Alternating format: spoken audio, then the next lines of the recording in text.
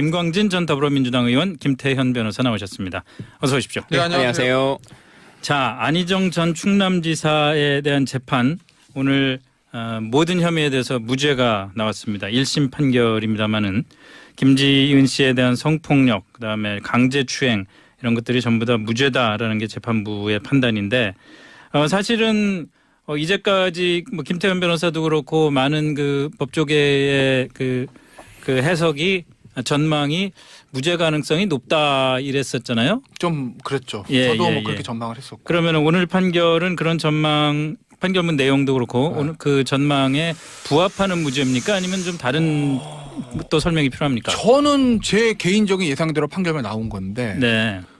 뭐 이런 걸 한번 생각하셔야 돼요. 그러니까 꼭 이 사건뿐만 아니라 우리나라 전반적 우리나라뿐만 아니고 미국도 마찬가지, 일본도 마찬가지고 모든 나라가 마찬가지입니다. 과연 재판이라는 건 무엇인가라는 우리 좀 철학적인 얘기를 해보면 재판은 진실을 탐구하는 진실을 찾아내는 기관이 아닙니다. 그래요? 진실은 당사자와 신만이 하는 거예요.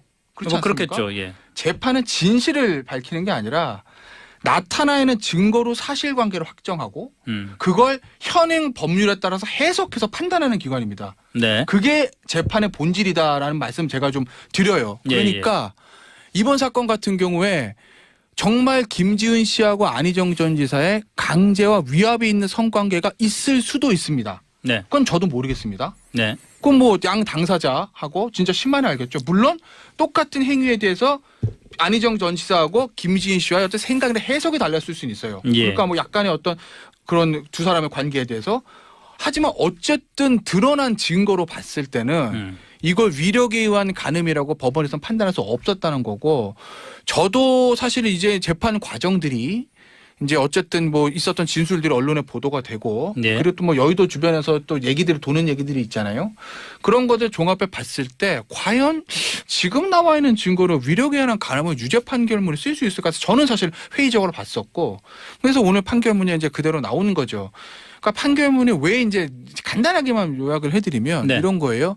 그러니까 위력에 의한 간입니다. 위력 자체는 인정을 한 겁니다. 그러니까 안희정 지사라는 거대한 존재 자체가 위력이라는 건 인정을 한 건데 문제는 단순한 야 내가 안희정 지사야 그러니까 뭐 위력을 할 수 있는 지위에 있어 이게 아니라 실제로 어떤 위력의 행위가 있었는지 그리고 그 행위로 인해서 간음 행위를 했을 성관계 가졌을 때 인과관계가 있어 이걸 봐야 된다는 거고 그것도 그냥 추상적으로 안희정 지사니까 야 내 말 들어야 돼 너 아니면 잘러 뭐 이게 아니라 지금 간음 행위가 4번 있었다는 거냐 러시아, 스위스, 차안, 마포, 오피스 이렇게 4개입니다.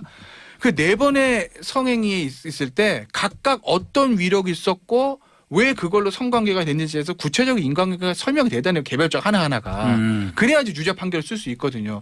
근데 그러기에는 검찰 측에 그 위력이 있다는 점에 대한 입증이 부족하다고 판결을 본 거죠. 네. 위력. 근데 위력이라는 게 뭐 말씀해 보세요. 일단 뭐 이제 무죄라고 이제 나왔습니다만 결론적으로 증거 불충분이겠죠. 근데 다른 어떤 뭐 경제적으로 서로 계약서를 쓰거나 뭘 하거나 하는 관계 재판이 아닌 이런 감정과 관련한 문제에 있어서 그리고 지극히 이제 개인적으로 둘이 벌어지는 어떤 행위에 있어서 그럼 결국은 증거가 말하는 게 재판이다라고 말씀하셨는데 앞으로 그러면 다 어떤 녹음기를 24시간 갖고 다닐 수는 없는 거잖아요. 그래서 이러한 사건들을 항상 증거만을 가지고 얘기한다는 것이 맞을 것인가라고 하는 고민이 좀 있고요. 두 번째 이제 위력 말씀도 하셨는데 그러니까 위력이라고 하는 것이 일반적인 물리력이라고 하는 것과 다른 이유는 형태가 없지만 존재한다라고 하는 게 위력이잖아요. 그리고 그것을 직접적으로 나는 이 위력을 가지고 어떻게 행사하겠다. 그러니까 이번 판결에도 위력은 존재하나 행사하지 않았다 이렇게 말했는데 위력이라는 게 이런 거잖아요. 그러니까 여기서 예를 들면 상사 간의 위력이 발생하려면 당신이 이 일을 해주지 않으면 내가 뭐 어디 안 좋은 부서로 발령을 내리겠다. 아니면 뭐 이런 것들을 얘기해야 된다고 하는 것인데 직접적으로 말해야 된다라고 하는 건데 우리 재판정에서도 그 재판장님 들어오시니까 모두 기립해 주십시오라고 하는 위력의 행위를 행사할 때가 있어요. 근데 그러지 않더라도 어느 누구도 재판장에게 반말하지 않습니다. 심지어는 피해자로 와 있는 사람도 재판장에게 반말하지 않아요. 그 자체가 재판정에서는 판사에게 반말하면 안 됩니다라고 하는 행위를 하지 않았지만 이미 존재하는 위력이라고 하는 것이 있는 거죠. 위험이라고 하는 것이 존재하는 거죠. 그런데 존재하나 행위하지 않았다라고 하는 그것이 참 안타깝고요. 그리고 이제 판결문에도 잘 나오는 것처럼 범죄로 말할 만큼 그 정도까지의 수위는 아니다라고 하는 얘기들을 많이 했는데 참 이제 그게 우리가 그동안 이제 성범죄와 관련해서 계속 얘기 나왔던 한국 사회가 가지고 있는 그 한계라고 하는 걸 좀 너무 많이 얘기하는 것 같고 또 뭐 공소장 판결문 나오는 것처럼 뭐 오피스텔 문을 열고 나갈 수 있지 않느냐 뭐 하느냐라고 하는 그런 것과 관련해서도 이게 일반적으로 전혀 얼굴을 모르는 사람에게 네. 소위 강간을 당하는 행태가 아니라 네. 직장 내 성희롱이라고 하는 거잖아요. 근데 이 판결문만 보면 직장 내 성희롱이 발생하면 그날로 퇴사를 결정하든지 바로 어떤 고발 조치를 하거나 했어야 된다. 그게 자기결정권을 갖고 있는 거다라고 하는 걸로 느껴지거든요. 이 내용상으로. 그래서 좀 너무 지금의 시대와는 좀 맞지 않는 판결이지 않았나 싶은 생각이 좀 들어요. 그러니까 이제 이런 거예요. 그러니까 성범죄 같은 경우에는 수사기관도 어렵고 판사도 어렵고 실질적으로 변호인도 어렵습니다. 이 사람이 나한테 와서 거짓을 얘기하는지 알 수가 왜? 네. 네. 성범죄인지 아닌지는 사실 CCTV 보면 제일 좋은데 그거 누가 찍어놔요? 네. 그걸 누가 녹취를 합니까? 그렇잖아요. 그러니까 판단이 안 되니까 결국 가장 중요한 게 양측 진술의 신빙성이랑 그러니까 구체적으로 일관되게 진술하는지 그 부분이랑 관계 전후 사정을 보거든요. 예. 근데 그러니까 특히 제일 중요한 관계 후의 사정입니다. 근데 이번 건 같은 경우에 재판부가 봤을 때 관계 전후의 사정이 조금 김지은 씨한테 불리했다고 본 거죠. 그리고 제가 구체적으로 다 말씀드릴 수 없는 게 방송에서 부적합한 내용이 있어서. 그러니까 예를 들면 뭐 차 안에서 있었던 행동이라든지 그다음에 네. 이제 오피스텔 안에 있었던 행동 이런 것들이 일반적인 강압에 의한 성관계의 경우에서는 하지 않았을 행동들이 좀 있었다고 이제 법원이 본 겁니다. 예. 판결문에. 물론 판결문은 좀 더 자세하게 나왔을 거예요. 근데 논고문에도 좀 축약을 했죠. 근데 저희가 이제 제가 방송에서 말씀드린 게 좀 부적절한 것 같고 하나만 방송에서 말씀드릴 수 있는 걸 말씀드리면 이건 제가 무슨 뭐 안희정 지사를 두둔하게 해서 그런 게 아니라 네네. 일단 판결 나온 걸 우리가 청취자 여러분들께 이해를 시켜야 되니까 예. 제가 말씀드리는 거예요. 뭐 오해하시길 말기를 좀 바라고요. 이런 거예요. 저기 보시면 러시아 호텔에 있었던 이게 첫 번째거든요. 이게 제일 중요하다 본 거죠. 매우 중요하다. 첫 번째 행위니까. 네. 그다음부터 모든 게 비롯된 거 아니겠습니까? 그런데 이런 거죠. 보시면 이후에 사건 이후의 행동들이 조금 미심쩍다라는 거예요. 그러니까 끝나고 뭐를 먹어 순두부를 식사하려고 했다. 와인바에 가서 술까지 마셨다. 귀국 후에 헤어샵을 찾아가서 미용사가 머리 손질 받았다. 이런 부분들. 그다음에 굳이 피고인한테 아니라 다른 사람한테라도 안희정 지사에 대한 어떤 가식의 태도를 취할 필요가 없는 일반적인 대화에서도 피고인인 안희정 전 지사를 지지하고 존경하는 마음을 주고받았다. 이런 걸 봤을 때 과연 성범죄에 당한 피해자가 안희정 전 지사한테 무서우니까 그렇다 칠 수 있어도 다른 동료들한테 우리 안희정 지사 굉장히 좋은 사람 예를 들면 어떤 존경과 그런 마음을 담는 얘기를 했다는 것은 좀 납득이 되지 그러니까 않는다는 그런 거고. 것들이 이제 독립된 그 행위로서 그런 것들이 의심을 살 수 있는 그렇죠. 그 순수성을 의심을 할 수 있는 요소이긴 하지만 또 거꾸로 얘기하자면 그런 그렇게 행동할 수밖에 없는 게 또 위력이라는 게 갖고 있는 힘이잖아요, 사실은.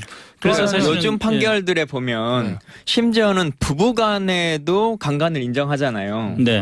그런데 그런다고 해서 바로 부부간의 생활을 완전히 그냥 그날로 끝내느냐 그러지 않는 거죠. 그까지 재판장까지 가려면 꽤 오랜 시간의 관계를 유지하는 것이고 뭐 그러는 과정에서도 대외적으로 부부간에 해야 되는 어떤 행사가 있거나 뭐 가족 간의 모임이 있으면 다 했을 거예요. 아마도. 이분도 직장 생활을 그날로 그만둘 수 있는 상황이 아니었기 때문에 대외적으로 어떤 메시지를 전해야 되는 측면들은 있었을 것이고요. 그래서 예를 들어 이제 그 검찰이 혹은 재판부에서도 명확하게 이것은 무죄가 나오려면 둘은 완전한 연인 관계였다라고 하는 것을 뭐 증명했었으면 모르겠으나 지금 그것은 증명된 게 아니잖아요. 그리고 판결문에도 봤을 때 물론 처음에부터도 뭔가 거부하긴 했다라고 하는 것을 인정한다라고 했는데 그 거부의 범주, 경중이라고 하는 것이 일반적인 관례보다 훨씬 더 좀 소극적이었다. 네. 뭐 이제 이렇게 표현되어 있는데 그 소극적인 거부의 판단이라고 하는 것의 경중을 예. 누가 그렇게 임의로 둘 수 있는 것인가 라고 하는 측면. 그러니까 예를 들면 김지은 씨가 처음 우리가 원래 연인 관계였는데 내가 지금 뭐 마음이 훨씬 더 변심이다라고 하는 걸로 하는 게 아니라 처음부터도 나는 완전히 거부를 했었다. 근데 재판부가 보기에 그 거부의 의사가 그렇게 강하지 않았어. 좀 더 강했어야 돼. 뭐 이렇게 하는 걸로 판단이 내려진다면 너무 피해자에게 가혹한 판결이라는 거죠.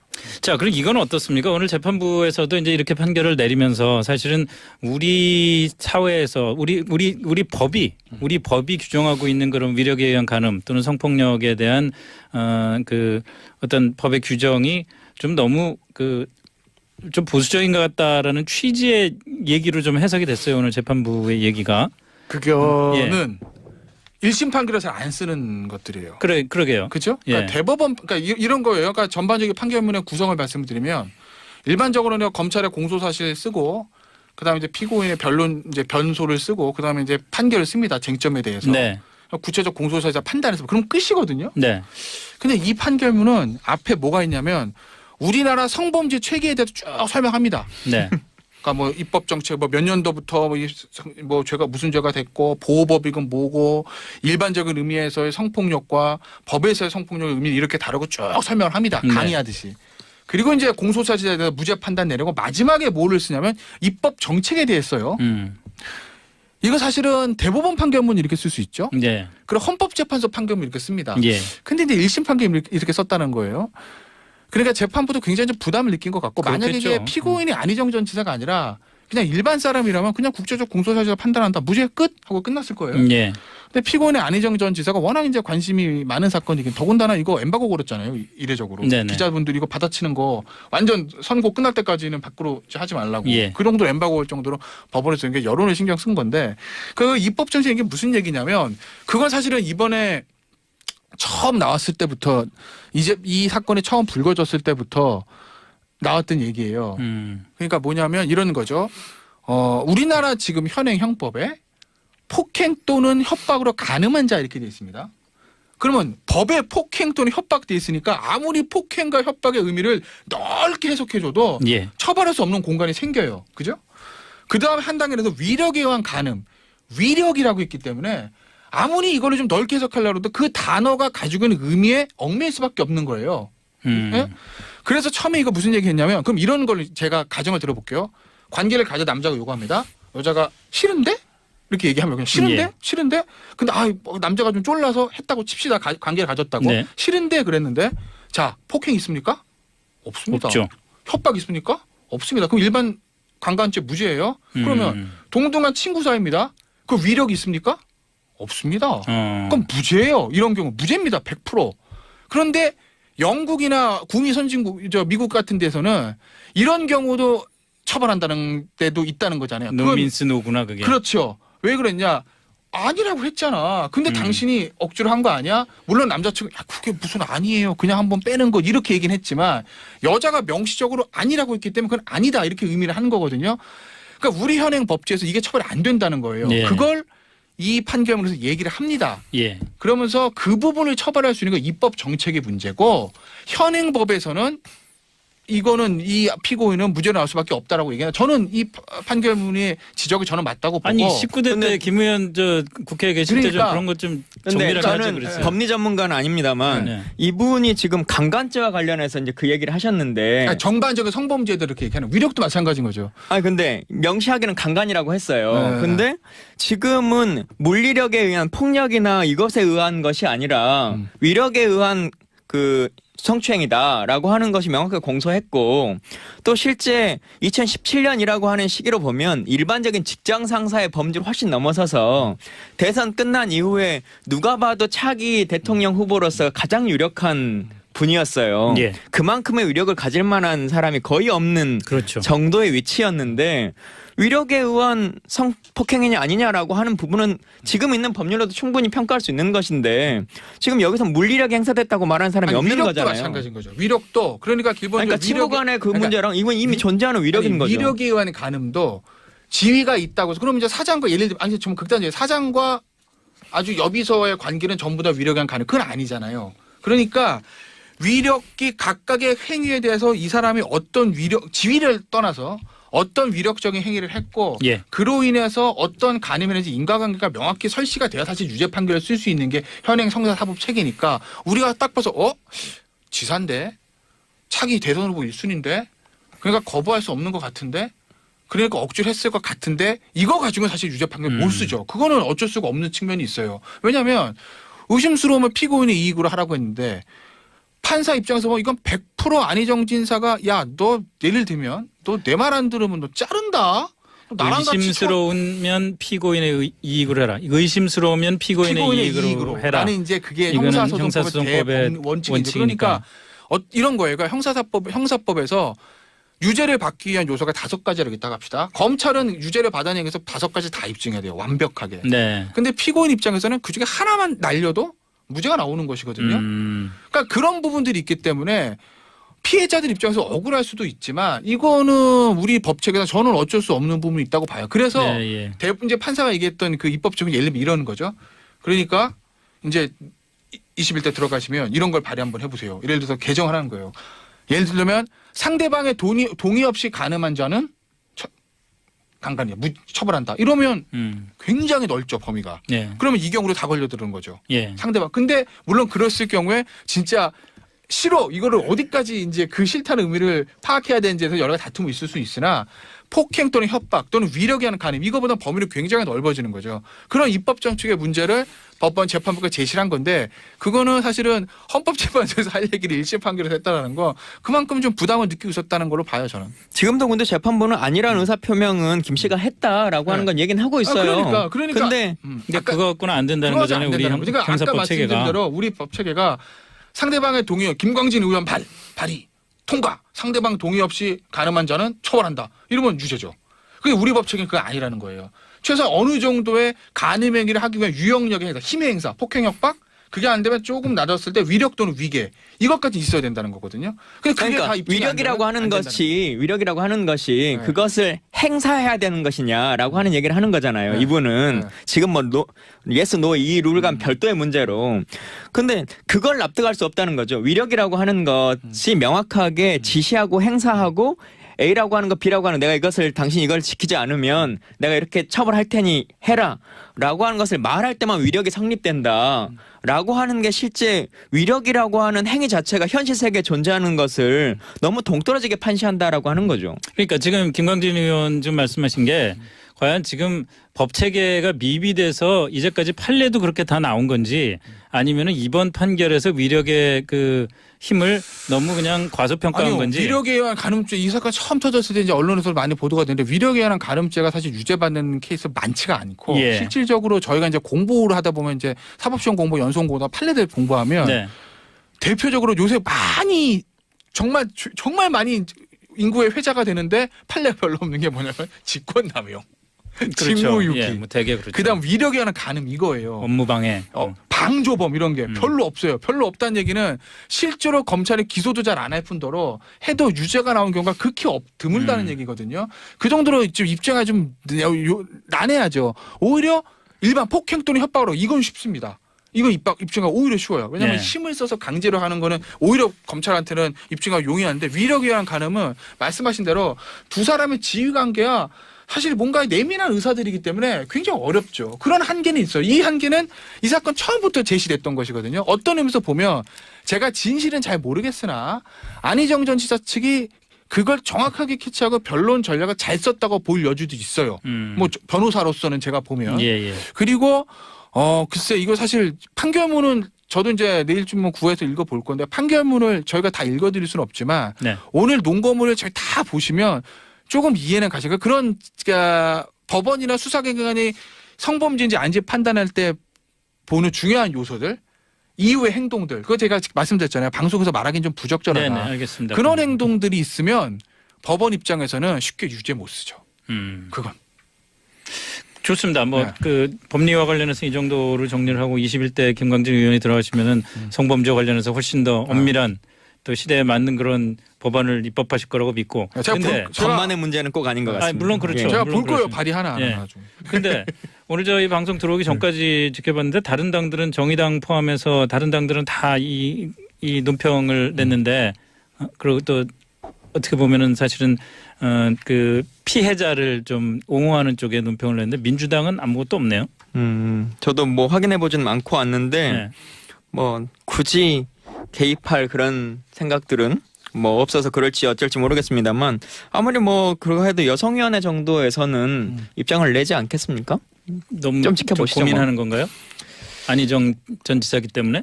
뭐 왜냐하면 그런- 민주당이 요즘 그렇지 않아도 뭐 그 페미니스트 대통령이라고 문재인 대통령이 그 공약하고 대통령이 됐는데 뭐 어쩌다 그래서 뭐 그런 여성 측면들도 표에 있긴 좀 부담도 하겠지만 있는데 개별 정치인들이 정치적인 이제 발언을 하는 것과 네. 그래도 어쨌든 사법부의 결정이 내려지는 것과 관련해서 그 자체를 이제 비판하는 것은 좀 차이점이 있으니까 이게- 여당 입장이 예. 있으니까 안희정 전 지사 좀 탈당했나요?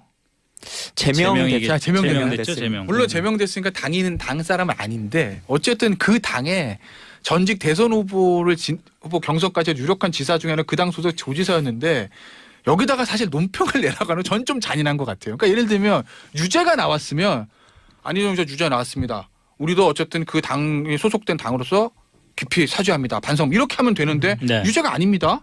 무죄가 나왔는데 이걸 가지고 현명한 사법의 판결 우리 안희정 전 이럴 수는 없는 거고 그렇다고 그런다고 이걸 사법부의 가지고 판결을 사법부의 믿을 수 판결 없습니다. 믿을 수 이렇게 할 없습니다. 수도 여기도 네, 본인 당의 전 지사였던 사람으로 이거 잘못된 거면 이렇게 할 수도 없는 거고 여기서 민주당의 논평을 요구하는 사실 좀 뭐 전 고민스러운 점은 네. 저도 뭐 이해를 합니다. 네. 사실. 이해 가요 전. 다만 네. 이번 판결을 계기로 해서 사실은 좀 우려되는 게 지금 뭐 여성계에서는 굉장한 반발을 하고 있는 거고 또 앞으로 사회 전체를 볼 때도 어떻게 보면 우리 사회를 한 단계 업그레이드 할 수 있는 기회라고 생각을 했던 그 미투 운동이 이번 판결로 혹시라도 좀 제동이 걸리거나 문제가 생기지 않을까 걱정들을 많이 하는데 그러지는 않을까요? 어떨까요?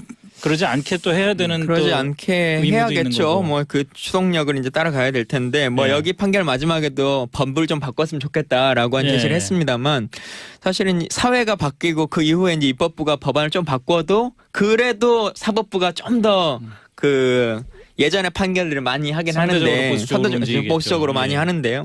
저는 재판부 스스로도 좀 그 선도적인 판결을 있는 법령 안에서도 좀 내릴 수 있을 테니까 그런 것을 보시면 좋겠다. 그리고 진짜 위력이라고 하는 것, 아까 직권남용이라고 하는 것, 결국 그런 경우에서는 힘 가진 사람이 훨씬 더 유리할 수밖에 없는 구조인 거잖아요. 증거나 뭐 이런 여러 가지 것과 관련해서도. 지금 상황에서 그래서- 특히나 진짜 그런 네, 그래서- 결과죠. 증거가 없을 경우 네, 증거로 재판한다라고 하는 것이 물론 한 명의 그 선량한 피해자라도 만들면 안 된다라고 하는 것도 있겠습니다만 지금의 상태에서 그 증거로만 꼭 다 말하지 못하는 것과 관련한 판결들도 잘 좀 해주시면 좋겠다. 물론 그렇다고 막 여론의 편성에서만 할 수는 없겠지만 시대에 맞는 판결이 있으면 좋겠다. 그리고 이 미투 운동이라고 하는 건 생각해 보면 가장 먼저 제기한 것이 그 검사님이셨잖아요.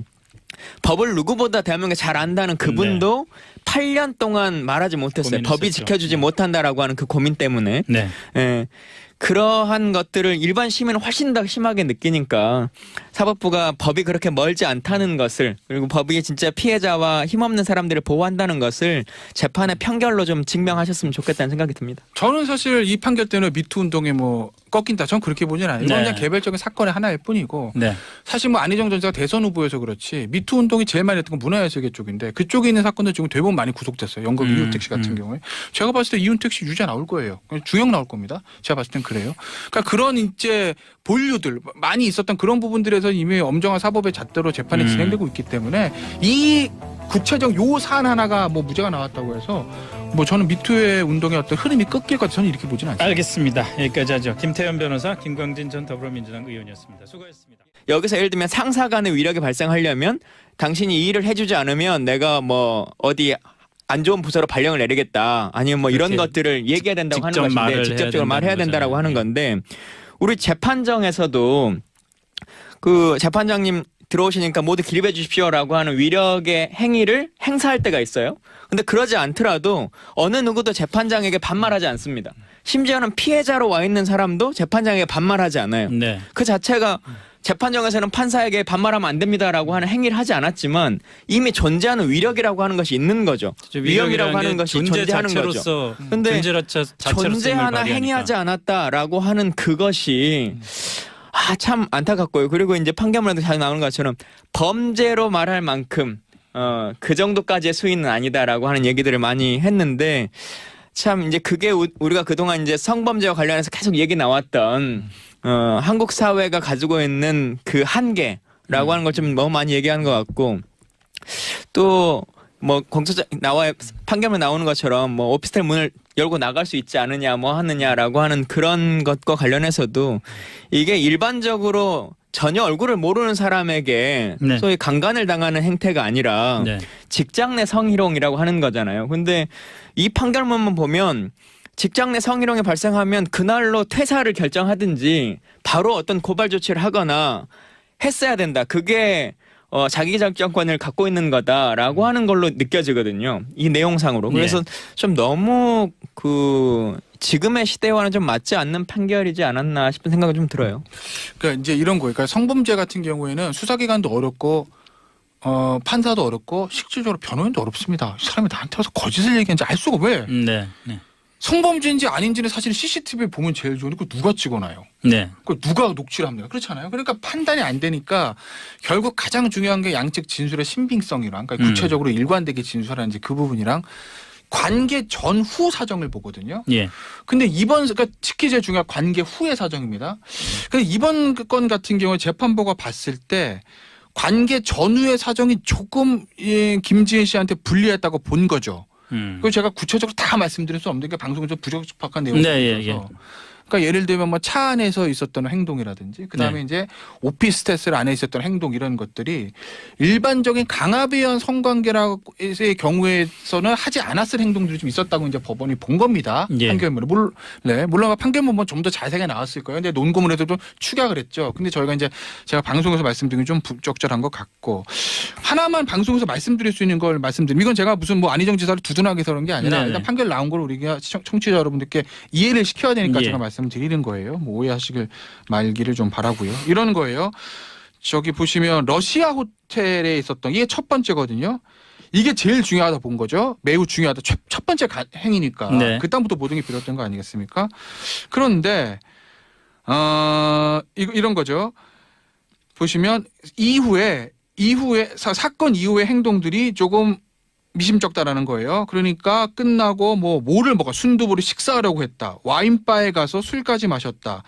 귀국 후에 헤어샵을 찾아가서 미용사가 머리 손질 받았다. 이런 부분들. 그다음에 굳이 피고인한테 아니라 다른 사람한테라도 안희정 지사에 대한 어떤 가식의 태도를 취할 필요가 없는 일반적인 대화에서도 피고인인 안희정 전 지사를 지지하고 존경하는 마음을 주고받았다. 이런 걸 봤을 때 과연 성범죄에 당한 피해자가 안희정 전 지사한테 무서우니까 그렇다 쓸 수 있어도 다른 동료들한테 우리 안희정 지사 굉장히 좋은 사람 예를 들면 어떤 존경과 그런 마음을 담는 얘기를 했다는 것은 좀 납득이 되지 그러니까 않는다는 그런 거고. 것들이 이제 독립된 그 행위로서 그런 것들이 의심을 살 수 있는 그렇죠. 그 순수성을 의심을 할 수 있는 요소이긴 하지만 또 거꾸로 얘기하자면 그렇게 행동할 수밖에 없는 게 또 김광진 전 더불어민주당 의원, 김태현 변호사 나오셨습니다. 어서 오십시오. 네, 안녕하세요.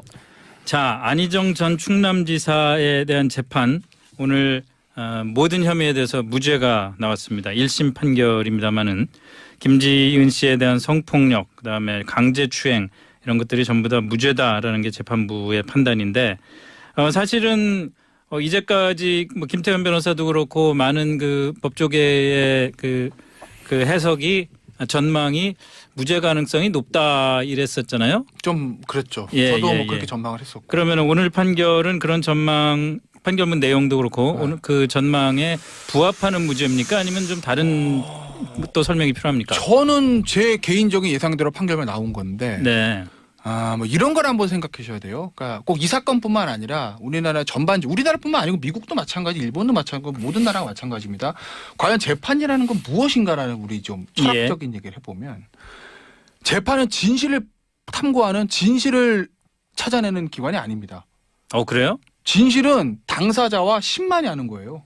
그렇지 않습니까? 그렇겠죠. 예. 재판은 진실을 밝히는 게 아니라 나타나 있는 증거로 사실관계를 확정하고 그걸 현행 법률에 따라서 해석해서 판단하는 기관입니다. 네. 그게 재판의 본질이다라는 말씀 제가 좀 드려요. 그러니까 이번 사건 같은 경우에 정말 김지은 씨하고 안희정 전 지사의 강제와 위압이 있는 성관계가 있을 수도 있습니다. 네. 그건 저도 모르겠습니다. 네. 그건 뭐 양 당사자하고 진짜 신만이 알겠죠. 물론 똑같은 행위에 대해서 안희정 전 지사하고 김지인 씨와의 어떤 생각이나 해석이 달랐을 수는 있어요. 예. 그러니까 뭐 약간의 어떤 그런 두 사람의 관계에 대해서 하지만 어쨌든 드러난 증거로 봤을 때는 이걸 위력에 의한 간음이라고 법원에서는 판단할 수 없었다는 거고 저도 사실은 이제 재판 과정들이 이제 어쨌든 뭐 있었던 진술들이 언론에 보도가 되고 네. 그리고 또 뭐 여의도 주변에서 또 얘기들이 도는 얘기들이 있잖아요. 그런 것들 종합해 봤을 때 과연 지금 나와 있는 증거로 위력에 의한 간음을 유죄 판결문에 쓸 수 있을까 해서 저는 사실 회의적으로 봤었고 그래서 오늘 판결문이 이제 그대로 나오는 거죠. 그러니까 판결문이 왜 이제 간단하게만 요약을 해드리면 네. 이런 거예요. 그러니까 위력에 의한 간입니다. 위력 자체는 인정을 한 겁니다. 그러니까 안희정 지사라는 거대한 존재 자체가 위력이라는 건 인정을 한 건데 네. 문제는 단순한 야 내가 안희정 지사야 그러니까 뭐 위력을 할 수 있는 지위에 있어 이게 아니라 예.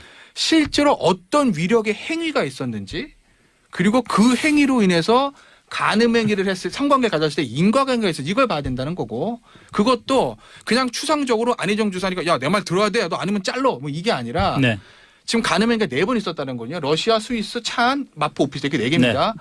그 4번의 성행위에 있을 때 각각 어떤 위력이 있었고 왜 그걸로 성관계가 됐는지에서 구체적인 인과관계가 설명이 되다는 개별적 하나하나가 그래야지 유죄 판결을 쓸 수 있거든요. 근데 그러기에는 검찰 측에 그 위력이 있다는 점에 대한 입증이 부족하다고 판결을 본 거죠. 네, 네. 위력. 근데 위력이라는 게 뭐 말씀해 보세요. 예. 일단 뭐 이제 무죄라고 이제 나왔습니다만 결론적으로 증거 불충분이겠죠. 근데 다른 어떤 뭐 경제적으로 서로 계약서를 쓰거나 뭘 하거나 하는 네. 관계 재판이 아닌 이런 감정과 관련한 문제에 있어서 그리고 지극히 이제 개인적으로 둘이 벌어지는 어떤 행위가 있어서 그럼 결국은 증거가 말하는 게 재판이다라고 말씀하셨는데 앞으로 그러면 다 어떤 녹음기를 24시간 갖고 다닐 수는 없는 거잖아요. 그래서 이런 사건들을 항상 증거만을 가지고 얘기한다는 것이 예. 맞을 것인가라고 하는 고민이 좀 있고요. 두 번째 이제 위력 말씀도 하셨는데 위력이라고 하는 것이 일반적인 물리력이라고 하는 것과 다른 이유는 형태가 없지만 존재한다라고 하는 게 위력이잖아요. 그리고 그것을 직접적으로 나는 이 위력을 가지고 어떻게 행사하겠다. 그러니까 이번 판결에도 위력은 존재하나 행사하지 않았다 이렇게 말했는데 위력이라는 게 이런 거잖아요. 그러니까 뭐 yes, no 이 룰과 별도의 문제로. 근데 그걸 납득할 수 없다는 거죠. 위력이라고 하는 것이 명확하게 지시하고 행사하고 A라고 하는 거 B라고 하는 내가 이것을 당신 이걸 지키지 않으면 내가 이렇게 처벌할 테니 해라 라고 하는 것을 말할 때만 위력이 성립된다 라고 하는 게 실제 위력이라고 하는 행위 자체가 현실 세계에 존재하는 것을 너무 동떨어지게 판시한다라고 하는 거죠. 그러니까 지금 김광진 의원 좀 말씀하신 게 과연 지금 법 체계가 미비돼서 이제까지 판례도 그렇게 다 나온 건지 아니면은 이번 판결에서 위력의 그 힘을 너무 그냥 과소평가한 아니요, 건지. 위력에 의한 간음죄 이 사건 처음 터졌을 때 이제 언론에서 많이 보도가 되는데 위력에 의한 간음죄가 사실 유죄받는 케이스 많지가 않고 예. 실질적으로 저희가 이제 공부를 하다 보면 이제 사법시험 공부, 연수원 공부, 판례들 공부하면 네. 대표적으로 요새 많이 정말 많이 인구의 회자가 되는데 판례가 별로 없는 게 뭐냐면 직권남용, 직무유기, 예, 뭐 되게 그렇죠. 그다음 위력에 의한 간음 이거예요. 업무방해. 방조범 이런 게 별로 없어요. 별로 없다는 얘기는 실제로 검찰이 기소도 잘 안 할 뿐더러 해도 유죄가 나온 경우가 극히 드물다는 얘기거든요. 그 정도로 지금 입증이 좀 난해하죠. 오히려 일반 폭행 또는 협박으로 이건 쉽습니다. 이건 입증하기 오히려 쉬워요. 왜냐하면 네. 힘을 써서 강제로 하는 거는 오히려 검찰한테는 입증하기 용이한데 위력에 의한 간음은 말씀하신 대로 두 사람의 지휘관계야 사실 뭔가 예민한 의사들이기 때문에 굉장히 어렵죠. 그런 한계는 있어요. 이 한계는 이 사건 처음부터 제시됐던 것이거든요. 어떤 의미에서 보면 제가 진실은 잘 모르겠으나 안희정 전 지사 측이 그걸 정확하게 캐치하고 변론 전략을 잘 썼다고 볼 여지도 있어요. 뭐 변호사로서는 제가 보면. 예, 예. 그리고 글쎄 이거 사실 판결문은 저도 이제 내일쯤 뭐 구해서 읽어볼 건데 판결문을 저희가 다 읽어드릴 수는 없지만 네. 오늘 논거문을 저희 다 보시면 조금 이해는 가시고 그런 법원이나 수사기관이 성범죄인지 아닌지 판단할 때 보는 중요한 요소들 이후의 행동들 그거 제가 말씀드렸잖아요. 방송에서 말하기는 좀 부적절하다. 네, 네, 알겠습니다. 그런 행동들이 있으면 법원 입장에서는 쉽게 유죄 못 쓰죠. 그건. 좋습니다. 뭐 네. 그 법리와 관련해서 이 정도로 정리를 하고 21대 김광진 의원이 들어가시면은 성범죄 관련해서 훨씬 더 엄밀한 또 시대에 맞는 그런 법안을 입법하실 거라고 믿고. 근데 법만의 문제는 꼭 아닌 것 같습니다. 물론 그렇죠. 제가 물론 볼 거예요. 그렇죠. 발의 하나 예. 가지고. 근데 오늘 저희 방송 들어오기 전까지 지켜봤는데 다른 당들은 정의당 포함해서 다른 당들은 다 이 논평을 냈는데 그리고 또 어떻게 보면은 사실은 그 피해자를 좀 옹호하는 쪽에 논평을 냈는데 민주당은 아무것도 없네요. 저도 뭐 확인해 보진 않고 왔는데 네. 뭐 굳이 개입할 그런 생각들은 뭐 없어서 그럴지 어쩔지 모르겠습니다만 아무리 뭐 그러고 해도 여성위원회 정도에서는 입장을 내지 않겠습니까? 너무 좀 지켜보시죠, 고민하는 건가요? 안희정 전 지사기 때문에? 뭐 왜냐하면 그런- 민주당이 요즘 그렇지 않아도 뭐 그 페미니스트 대통령이라고 문재인 대통령이 그 공약하고 대통령이 됐는데 뭐 어쩌다 그래서 뭐 그런 여성 측면들도 표에 있긴 좀 부담도 하겠지만 있는데 개별 정치인들이 정치적인 이제 발언을 하는 것과 네. 그래도 어쨌든 사법부의 결정이 내려지는 것과 관련해서 그 자체를 이제 비판하는 것은 좀 차이점이 있으니까 이게- 여당 입장이 예. 있으니까 안희정 전 지사 좀 탈당했나요? 제명이겠- 제명됐죠. 제명됐죠. 제명. 물론 제명됐으니까 당인은 당 사람은 아닌데 어쨌든 그 당에 전직 대선 후보 경선까지 유력한 지사 중에 하나 그 당 소속 조지사였는데 여기다가 사실 논평을 내라가는 전 좀 잔인한 것 같아요. 그러니까 예를 들면 유죄가 나왔으면 안희정 지사 유죄가 나왔습니다. 우리도 어쨌든 그 당에 소속된 당으로서 깊이 사죄합니다. 반성 이렇게 하면 되는데 네. 유죄가 아닙니다. 무죄가 나왔는데 이걸 가지고 현명한 사법의 판결 우리 안희정 전 이럴 수는 없는 거고 그렇다고 그런다고 이걸 사법부의 가지고 판결을 사법부의 믿을 수 판결 없습니다. 믿을 수 이렇게 할 없습니다. 수도 여기도 네, 본인 당의 전 지사였던 사람으로 이거 잘못된 거면 이렇게 할 수도 없는 거고 여기서 민주당의 논평을 요구하는 사실 좀 뭐 전 고민스러운 점은 네. 저도 뭐 이해를 합니다. 네. 사실. 이해 가요 전. 다만 위력 있습니까? 없습니다. 어, 그럼 무죄예요. 이런 경우 무죄입니다. 100%. 그런데 영국이나 구미 선진국 미국 같은 데서는 이런 경우도 처벌한다는 데도 있다는 거잖아요. 그건 노민스 노구나 그게. 그렇죠. 왜 그랬냐? 아니라고 했잖아. 근데 당신이 억지로 한 거 아니야? 물론 남자 측은 그게 무슨 아니에요. 그냥 한번 빼는 거 이렇게 얘기는 했지만 여자가 명시적으로 아니라고 했기 때문에 그건 아니다 이렇게 의미를 하는 거거든요.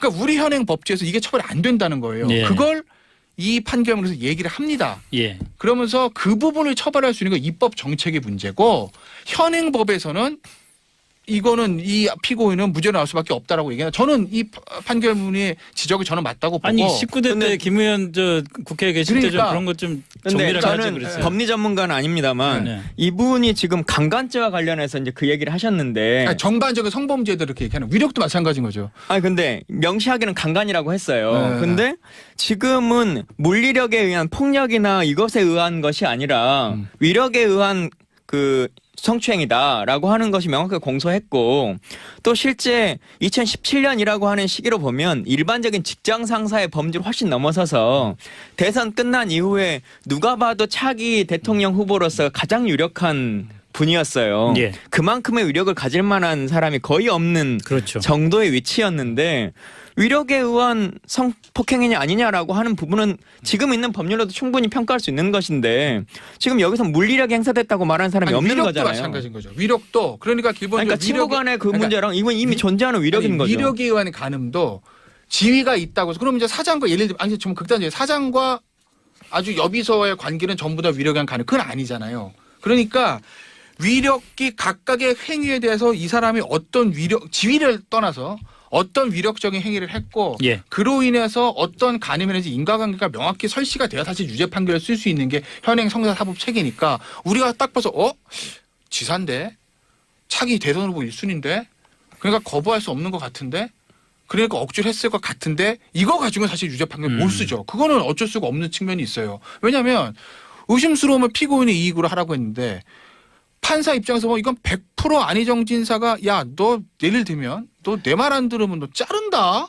나랑 같이 의심스러우면 피고인의 이익으로 해라. 의심스러우면 피고인의 이익으로 해라. 나는 이제 그게 이거는 형사소송법의 형사소송법의 원칙이죠. 그러니까 이런 거예요. 그러니까 형사법에서 유죄를 받기 위한 요소가 5가지라고 있다고 합시다. 검찰은 유죄를 받아내기 위해서 5가지 다 입증해야 돼요. 완벽하게. 네. 근데 피고인 입장에서는 그중에 하나만 날려도 무죄가 나오는 것이거든요. 그러니까 그런 부분들이 있기 때문에 피해자들 입장에서 억울할 수도 있지만 이거는 우리 법책에서 저는 어쩔 수 없는 부분이 있다고 봐요. 그래서 네, 대부분 이제 판사가 얘기했던 그 입법적인 예를 들면 이런 거죠. 그러니까 이제 21대 들어가시면 이런 걸 발의 한번 해보세요. 예를 들어서 개정을 하는 거예요.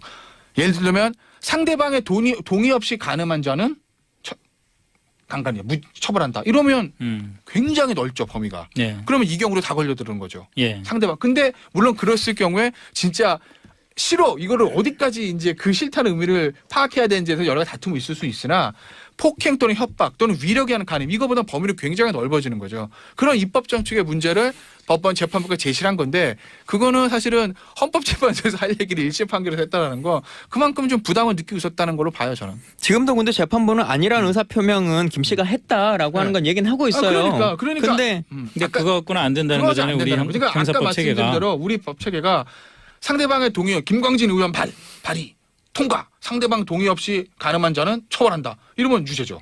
그게 우리 법 체계는 그거 아니라는 거예요. 최소한 어느 정도의 간음 행위를 하기 위한 유형력의 행사, 힘의 행사, 폭행 협박 그게 안 되면 조금 낮았을 때 위력 또는 위계 이것까지 있어야 된다는 거거든요. 근데 그게 그러니까 다 입증이 안 위력이라고 되면 하는 안 것이 위력이라고 하는 것이 네. 그것을 행사해야 되는 것이냐라고 하는 얘기를 하는 거잖아요. 네. 이분은 네. 지금 또 위력이라는 게 갖고 있는 힘이잖아요, 사실은. 그래서 사실은 요즘 판결들에 보면 네. 심지어는 부부간에도 강간을 인정하잖아요. 네. 그런데 그런다고 해서 바로 부부간의 생활을 완전히 그냥 그날로 끝내느냐 그러지 않는 거죠. 그까지 재판장까지 가려면 꽤 오랜 시간의 관계를 유지하는 것이고 뭐 그러는 과정에서도 대외적으로 부부간에 해야 되는 어떤 행사가 있거나 뭐 가족 간의 모임이 있으면 다 했을 거예요. 아마도. 이분도 직장 생활을 그날로 그만둘 수 있는 상황이 아니었기 때문에 대외적으로 어떤 메시지를 전해야 되는 측면들은 있었을 것이고요. 그래서 예를 들어 이제 그 검찰이 혹은 재판부에서도 명확하게 이것에 무죄가 나오려면 둘은 완전한 연인 관계였다라고 하는 것을 뭐 증명했었으면 모르겠으나 지금 그것은 증명된 게 아니잖아요. 그리고 판결문에도 봤을 때 물론 처음에부터도 뭔가 거부하긴 했다라고 하는 것을 인정한다라고 했는데 그 거부의 범주, 경중이라고 하는 것이 일반적인 관례보다 훨씬 더 좀 소극적이었다. 네. 뭐 이제 이렇게 표현되어 있는데 그 소극적인 거부의 판단이라고 하는 것의 경중을 예. 누가 그렇게 임의로 둘 수 있는 것인가 라고 하는 측면. 그러니까 예를 들면 김지현 씨가 처음 우리가 원래 연인 관계였는데 내가 지금 뭐 마음이 훨씬 더 변심이다라고 하는 걸로 한 게 아니라 처음부터도 나는 완전히 거부를 했었다. 근데 재판부가 보기에 그 거부의 의사가 그렇게 강하지 않았어. 좀 더 강했어야 돼. 뭐 이렇게 하는 걸로 판단이 내려진다면 너무 피해자에게 가혹한 판결이라는 거죠. 자, 그럼 이건 어떻습니까? 오늘 재판부에서도 이제 이렇게 판결을 내리면서 사실은 우리 사회에서 우리 법이 규정하고 있는 그런 위력에 의한 간음 또는 성폭력에 대한 그 어떤 법의 규정이 좀 너무 좀 보수적인 것 같다라는 취지의 얘기로 좀 해석이 됐어요. 오늘 재판부의 얘기가. 그거는 1심 판결에서 안 쓰는 것들이에요. 그러게요. 그렇죠? 그러니까 예. 대법원 그러니까 이런 거예요. 그러니까 전반적인 판결문의 구성을 말씀드리면 일반적으로는 검찰의 공소 사실 쓰고 그다음에 이제 피고인의 변론 이제 변소를 쓰고 그다음에 이제 판결을 씁니다. 쟁점에 대해서. 네. 구체적 공소 사실자 판단해서 그럼 끝이거든요. 네. 근데 이 판결문은 앞에 뭐가 있냐면 우리나라 성범죄 체계에 대해서 쭉 설명합니다. 네. 그러니까 뭐 입법 정책 뭐 몇 년도부터 뭐 죄가 무슨 죄가 됐고 보호법이건 뭐고 일반적인 의미에서의 성폭력과 법에서의 성폭력의 의미를 이렇게 다루고 쭉 설명을 합니다. 네. 강의하듯이. 그리고 이제 공소사실에 대해서 무죄 판단 내리고 마지막에 뭐를 쓰냐면 입법 정책에 대해서 써요. 이거 사실은 대법원 판결문 이렇게 쓸 수 있죠. 네. 그리고 헌법재판소 판결문 이렇게 씁니다. 예. 근데 이제 1심 판결문 이렇게 썼다는 거예요. 그러니까 재판부도 굉장히 좀 부담을 느낀 것 같고 만약에 이게 그렇겠죠. 피고인이 안희정 전 지사가 아니라 그냥 일반 사람이라면 그냥 국제적 공소사실을 판단한다. 무죄 끝 하고 끝났을 거예요. 예. 근데 피고인의 안희정 전 지사가 워낙 이제 관심이 많은 사건이긴 더군다나 이거 엠바고 걸었잖아요. 이례적으로. 네네. 기자분들이 이거 받아치는 거 완전 선고 끝날 때까지는 밖으로 하지 말라고. 예. 그 정도로 엠바고 걸 정도로 법원에서 이게 여론을 신경 쓴 건데 그 입법 정책 이게 무슨 얘기냐면 그건 사실은 이번에 처음 나왔을 때부터 이제 이 사건이 처음 불거졌을 때부터 나왔던 얘기예요. 그러니까 뭐냐면 이런 거죠. 우리나라 지금 현행 형법에 폭행 또는 협박으로 간음한 자 이렇게 돼 있습니다. 그러면 법에 폭행 또는 협박돼 있으니까 아무리 폭행과 협박의 의미를 넓게 해석해줘도 예. 처벌할 수 없는 공간이 생겨요. 그죠? 그 다음에 한 단계에서 위력에 의한 간음. 위력이라고 있기 때문에 아무리 이거를 좀 넓게 해석하려고 해도 그 단어가 가지고 있는 의미에 얽매일 수밖에 없는 거예요. 예? 그래서 처음에 이거 무슨 얘기했냐면 그럼 이런 걸 제가 가정을 들어볼게요. 관계를 가져 남자가 요구합니다. 여자가 싫은데? 이렇게 얘기하면 그냥 싫은데? 예. 싫은데? 근데 뭐 남자가 좀 쫄라서 했다고 칩시다. 관계를 가졌다고. 네. 싫은데 그랬는데 자 폭행 있습니까? 없습니다. 없죠. 협박 있습니까? 없습니다. 그럼 일반 강간죄 무죄예요. 그러면 동등한 친구 사이입니다. 그 위